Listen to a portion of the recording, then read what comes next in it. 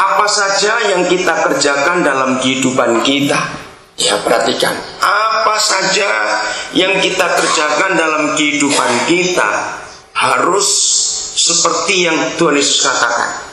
Kamu adalah garam dan terang dunia. Garam dan terang itu tidak punya kekuatan seperti air. Kalau air itu punya kekuatan dahsyat sekali, banjir dan sebagainya itu. Tapi kalau garam dan terang itu kelihatan lemah. Apa garam itu? Terang.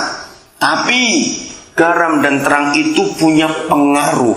Kita letakkan sedikit saja garam di satu tempat, kita tinggal berapa saat, 3 hari, seminggu, kita balik, terjadi sesuatu di tempat itu. Begitu pula terang. Kalau lagi gelap, seperti sekarang Nabire sering lagi padam listrik ini. Begitu gelap, kita nggak usah pusing, nggak perlu cari air, cari sapu, panik, nggak usah. Kalau toh kita hanya punya korek satu saja, tinggal satu, tidak ada yang lain. Kita harus hemat-hemat. Lalu begitu kita gesek, dia menyapa, dia punya pengaruh. Nah, ketika kami dengar kesaksian Pak Boa, bagaimana di dalam tempat ini, di LP ini ada dampak, ada perubahan. Setiap pagi ada ibadah. Itu pengaruh yang luar biasa. Nah, ketika kami dengar itu, saya tawarkan diri. Boleh nggak selama saya di Nabire, pagi datang. Bahkan kalau diizinkan, nanti kami dari tim pesat akan mengunjungi saudara tiap pagi, atau mungkin seminggu 3 kali kita atur nanti. Kalau pas saya nggak di sini, senang sekali. Satu-satunya pelayanan dalam hidup saya yang tidak pernah saya tolak. Saya sering diundang karena saya keliling banyak, bukan cuma di Indonesia, luar negeri pengundang. Kalau saya nggak cocok waktunya, saya akan tolak. Tapi saya berkeputusan, kalau ada undangan pelayanan di LP manapun juga, saya tidak akan menolak. Mengapa? Sebab kitab suci kita dan kekristenan adalah agama yang menyatu dengan LP. Kok bisa? Saudara perhatikan, seluruh firman Tuhan itu intinya berbicara tentang penebusan, pengampunan, pembebasan, grasi. Kalau kita pernah dengar kata grasi, presiden kita adalah satu-satunya pribadi di negara ini yang punya hak memberi grasi. Masih tahu itu? Apa itu memberi grasi? Membebaskan seorang terdakwa atau terpidana mati. Kata grasi itu dari bahasa Yunani, gratia.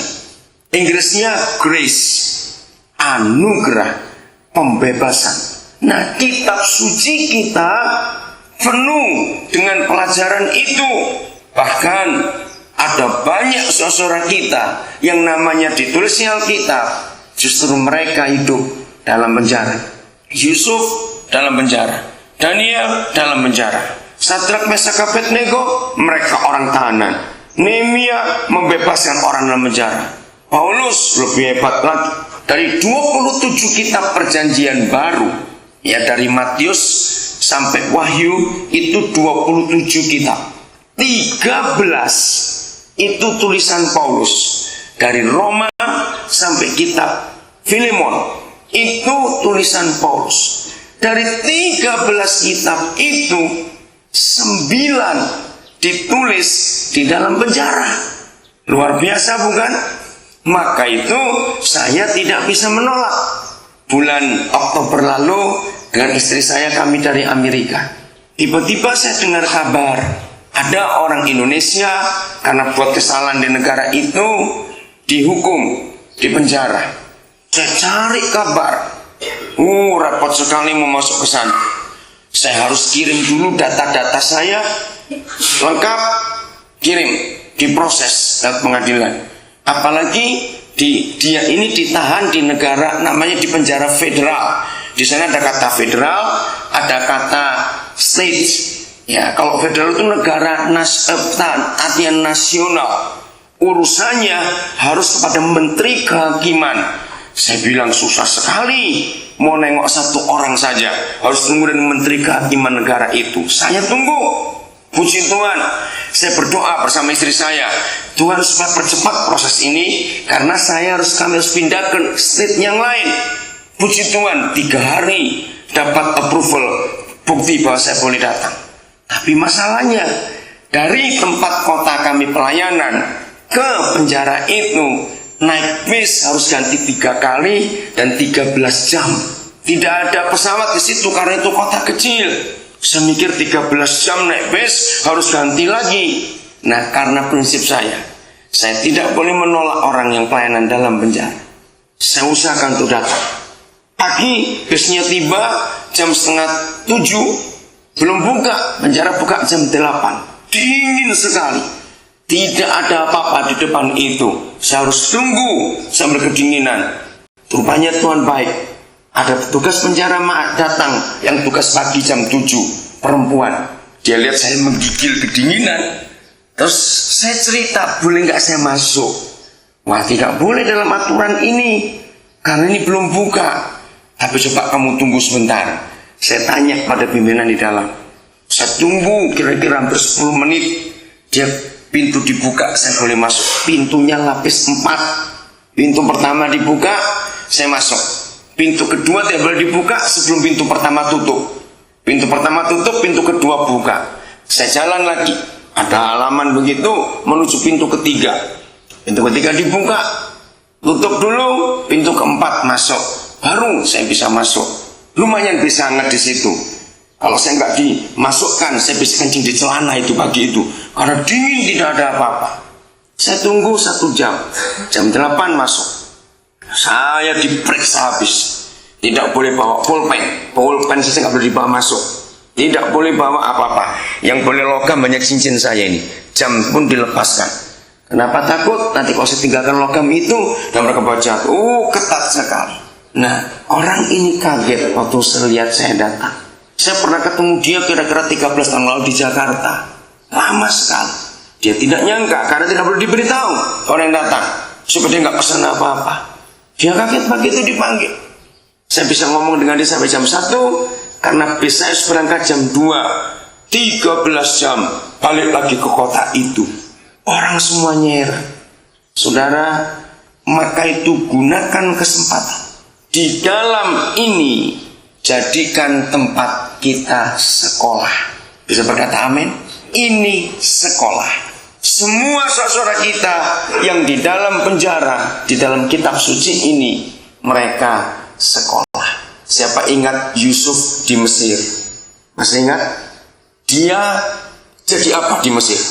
Setelah dia bebas dari penjara itu, mangku bumi, betul. Artinya orang kedua. Siapa bilang mangku bumi tadi? Saya ingin tahu. Mana siapa bilang? Oke. Dari mana sudah dapat kata mangku bumi itu? Kenapa? Dari mana? Saya dengar khotbah atau baca buku atau apa? Baca Alkitab. Bagus. Saudara, bayangkan dalam bahasa Indonesia tidak punya kalimat lain untuk menunjukkan begitu hebatnya posisi Yusuf. Mangku bumi. Ada yang tahu nggak? Bumi di pangku. Berat sekali bukan? Arti kata itu Yusuf jadi orang hebat. Nah, di mana dia sekolah? Setiap kali saya mendengar ada penjelasan, ada orang hebat, pintar, dan luar biasa, saya selalu bertanya, orang itu sekolah di mana? Sampai bisa begitu tinggi kedudukannya, mangku bumi, orang hebat.